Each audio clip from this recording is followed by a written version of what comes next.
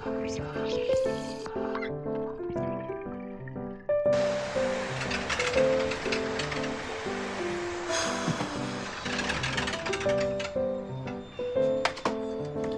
আলাইকুম।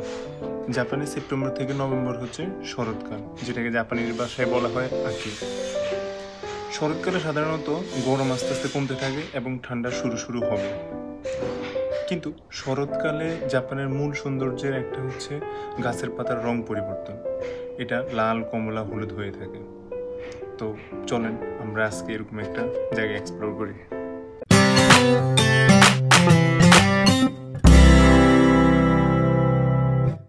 ট্রেন থেকে নেমে দেখলাম জায়গাটা মোটামুটি শান্ত। তারপর রাস্তা ক্রস করতেছি এবং দেখলাম আজকের গন্তব্যের জায়গা, যেখান থেকে দেখা যায় গিনকো গাছগুলোর সৌন্দর্য।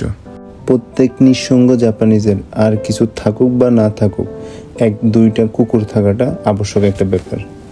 যাই হোক, সামনে আগালাম। মানুষের অনেক ভিড়, জাপানিজদের থেকেও ফরেনার বেশি। চলেন আমরাও গিয়ে দেখি জায়গাটা কেমন। প্রকৃতি এমন এক শৈল্পিক চিত্র, যার রং বদলায় ঋতুর সাথে সাথে আর গল্প বদলায় বাতাসের সাথে। এটা টোকিওর অটাম স্পটগুলোর একটি, যার নাম মেইজি জিনগো গায়েন গিনকো এভিনিউ। তেমন কিছুই না, জাস্ট 300 মিটারের দীর্ঘ একটি রাস্তা, যার সৌন্দর্য বিমোহিত করে সবাইকে। রাস্তার দুই পাশে 146টি গিনকো গাছ রয়েছে। এই গাছকে জাপানিজ ভাষায় বলা হয় ইচো। মেন রাস্তায় মানুষে তো হাঁটতে পারে না, কারণ মেন রাস্তায় গাড়ি চলাচল করে। কিন্তু রাস্তার দুই পাশে ফুটপাতে মানুষের উপচে পড়া ভিড়। মানুষের ভিড় কম থাকে সাধারণত সকালে, দুপুর ও বিকেলের দিকে মানুষের ভিড় একটু বেশি থাকে। মেইজি জিনগো গায়েন মূলত মেইজি সম্রাটের স্মৃতি ধরে রাখতে তৈরি করা হয়েছে। গিনকো গাছগুলো এর প্রতীক, দীর্ঘায়ু, শান্তি ও জাপানের ঐতিহ্যের প্রতীক হিসেবে এগুলো বেছে নেওয়া হয়।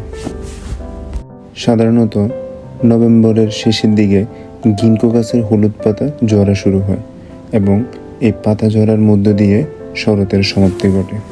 ভালো থাকবেন, দেখা হবে সামনের নতুন কোনো ভিডিওতে। ভালো লাগলে লাইক, কমেন্ট, শেয়ার। আল্লাহ হাফেজ।